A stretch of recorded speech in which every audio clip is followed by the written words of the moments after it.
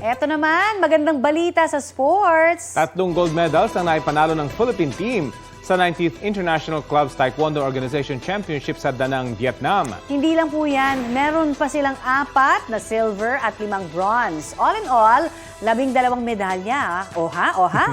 Kwento ho nga nila ang pinakamatindi nilang nakalaban ay ang mga pambato ng Vietnam. Malakas din daw ang mga galing Korea. Siyempre, dyan ang galing yung syempre. Taekwondo. At Australia. Sa kabila naman po ng kanilang panalo, may hiling sila sa gobyerno. Sana raw ay masuportahan na sila sa susunod na taon dahil sariling gastos lang ang kanilang ginamit para makasali sa kompetisyon.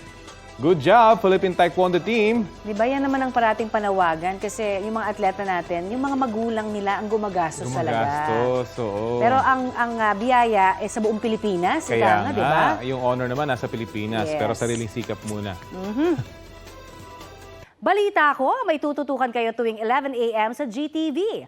Alamin ang mahalagang balita at impormasyong dapat ninyong malaman sa Balita Ko tuwing Lunes hanggang Biyernes. Mag-subscribe din po sa GMA Integrated News sa YouTube. Sa mga kapuso naman abroad, maaari po kaming masubaybayan sa GMA Pinoy TV at www.gmanews.tv.